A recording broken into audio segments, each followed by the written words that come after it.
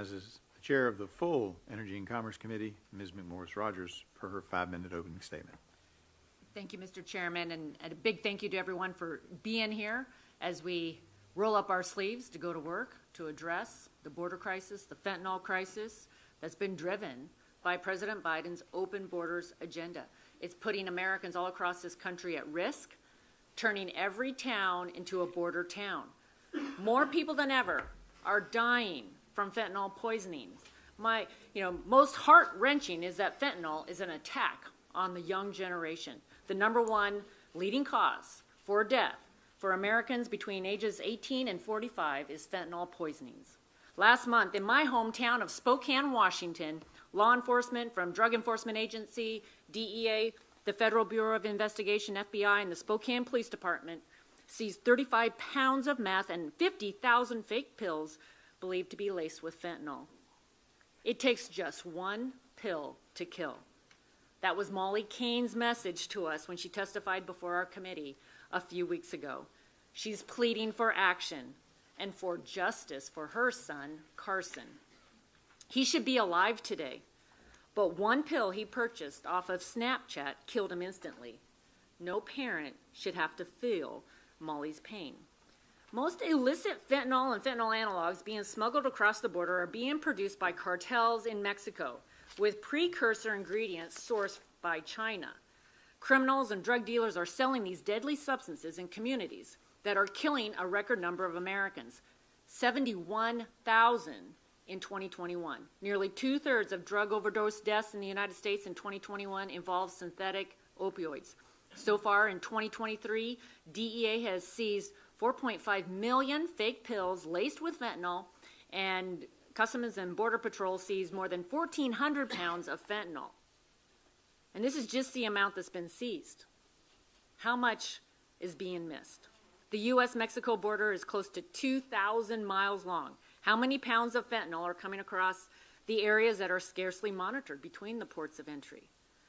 That is why we need to secure the border, secure the southern border, and stem the flow of these weapons-grade poisons. The Biden administration is set to do the opposite and create more chaos if the president ends Title 42 protections. That cannot happen.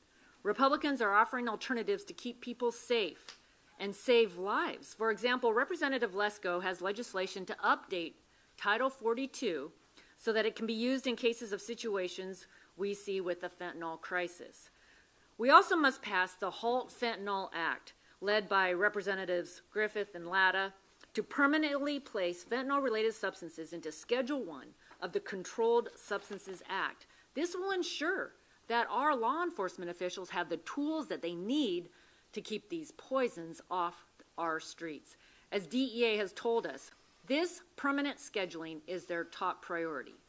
In addition to discussing the fentanyl crisis, we will examine today how the influx of migrants is straining hospital capacity and making it harder to treat patients.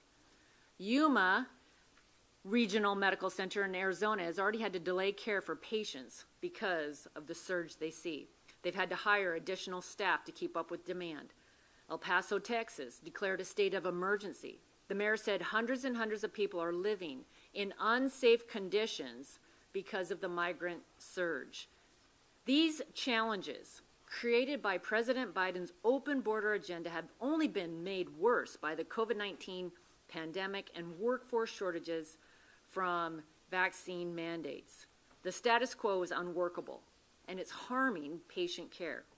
I look forward to hearing from each of our witnesses. Thank you for being here on the ground, on the front lines of this border crisis. We want to know what more we can be doing to ensure that our future is secure and that our communities are safe.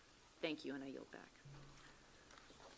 Thank you very much. The chair now recognizes Ms. Craig for 5 minutes for her opening statement. Thank you so much, Mr. Chairman.